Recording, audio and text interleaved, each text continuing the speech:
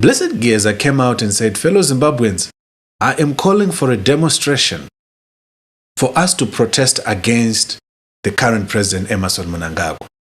It is high time that the current president is replaced by his vice president, General Chiwenga. As for the reasons why I'm calling for these demonstrations, he has a few reasons that he raises. But most important of all, to summarize, is to say, number one, the current economic situation in the country is not tenable. We have to change the situation, and it seems that the president has failed in that regard. Secondly, we have people that are working around the president. He gives a list of people that he says, these are the people that are causing the suffering of Zimbabweans. And the only way we can stop these people is to stop the person that they are protecting and that they is leading them, which he assigns that responsibility to being the president, Emmerson Mnangagwa. And another critical point is to say, the president is entertaining people around him who are talking about his term of office to be extended, which is supposed to end in 2028 to be extended to 2030. And this is undemocratic and is not according to our constitution. And for that reason, although the president says, I'm very constitutional in my approach, we cannot trust the fact that he still leaves people preaching ED 2030, Anenga Achipo. So for that reason, we are not even going to wait for 2028. He needs to go now. So he called for a demonstration on the 31st of March of 2025. Now, as we worked and went towards the 31st of March, there was a lot of noise. We saw significant movements within the political space and within government and the leadership of the country. To mention but a few, some of the things that were witnessed, we saw the changing of, the Minister of Sport with an Army General coming from the Army to be in government. We saw various conversations happening within ZANU-PF itself. Blessed Geza was expelled with their other group of comrades of ZANU-PF for the reason of causing disunity within ZANU-PF. We saw the police who also arrested one of the journalists who was leading in providing these platforms that Blessed Geza was using to spread his message, Blessed Mnangagwa, who is actually still in custody until today. We also saw a host of people from within ZANU-PF coming out and saying that, we are against Blessed Geza. Blessed Geza is a rogue element that needs to be castrated and be chased away from the party. But we also saw other members of ZANU-PF, other war veteran groups coming out and saying, we are behind Blessed Geza.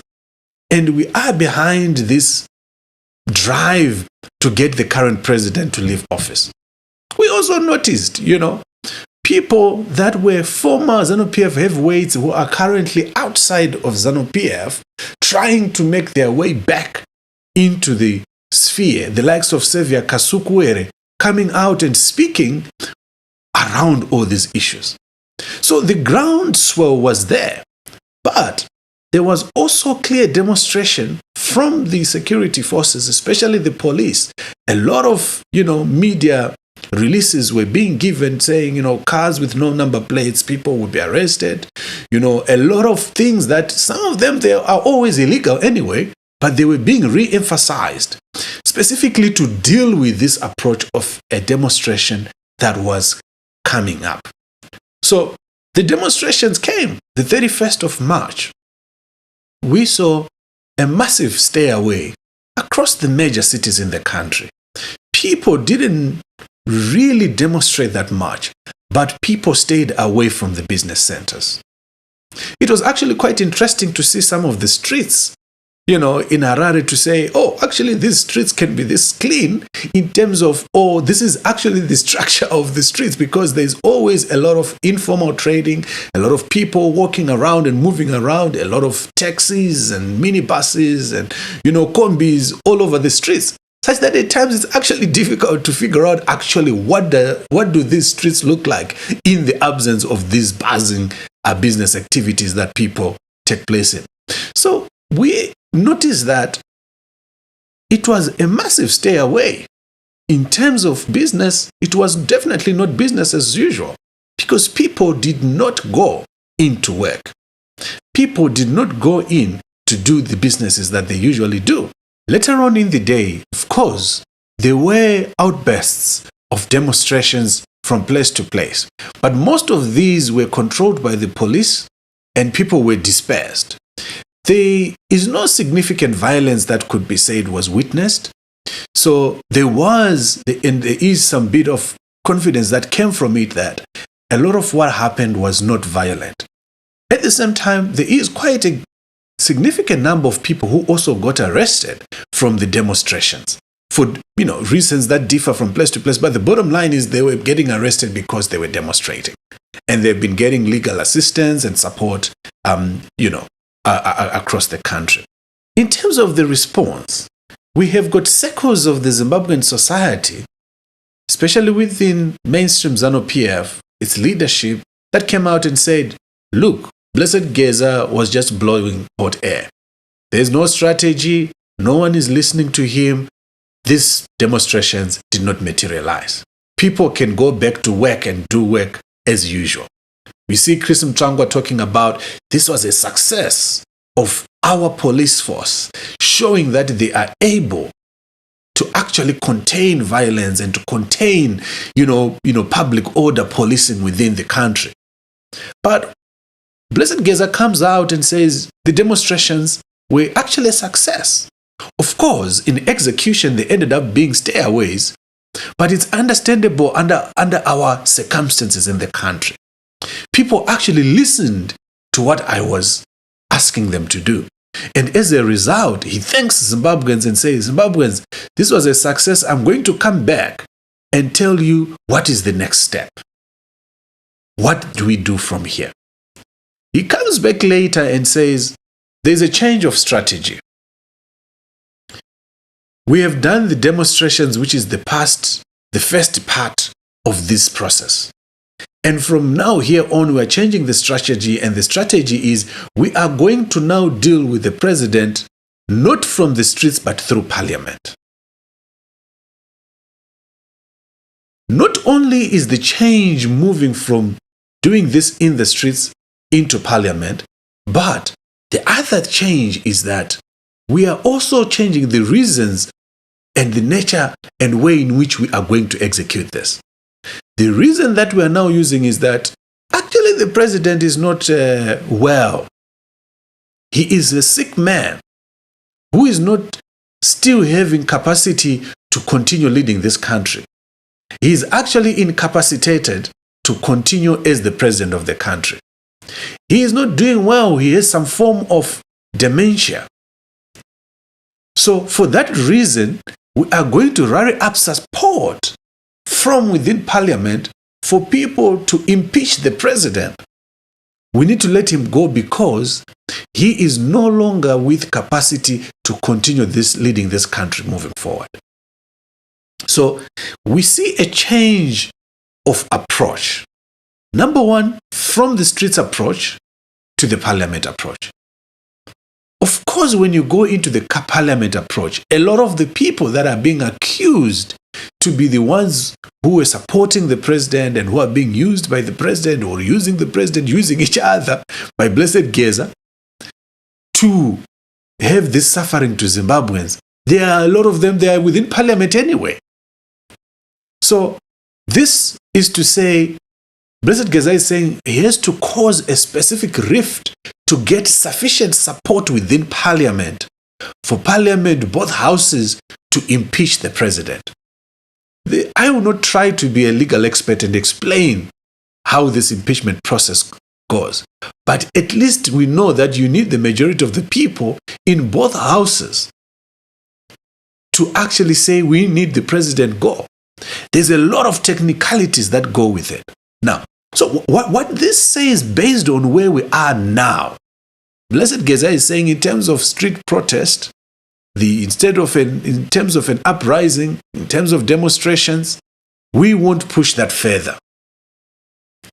We will deal with this through a parliamentary process. There's different ways to look at it. One can look at it from a perspective of saying, look, I've seen that if we continue with the street approach, it cannot get us to the promised land because the street approach has its own challenges. People are scared, for example, to protest. People get arrested.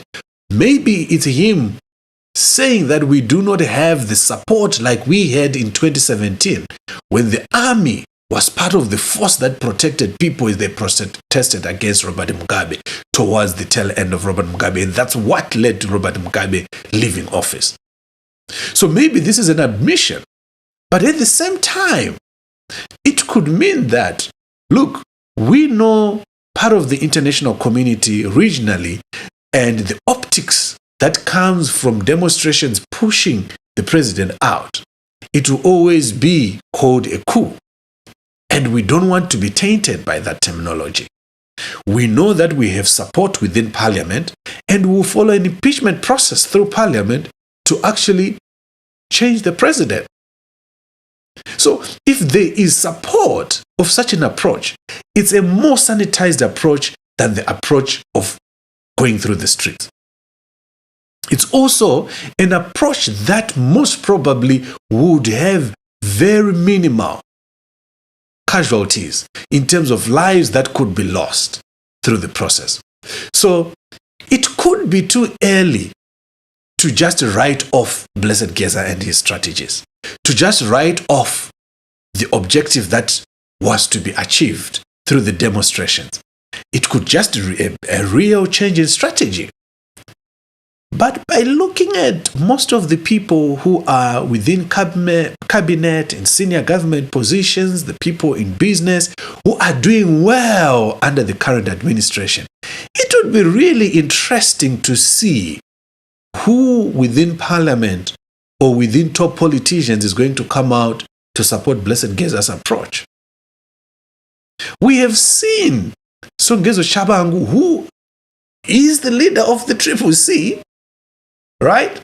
Or who is representing the CCC based on what we have seen. We've seen him at the president's farm saying, you know what, maybe if we keep going this way, we say, let's let you continue. There is a form of a dearth of opposition within the Zimbabwean political space.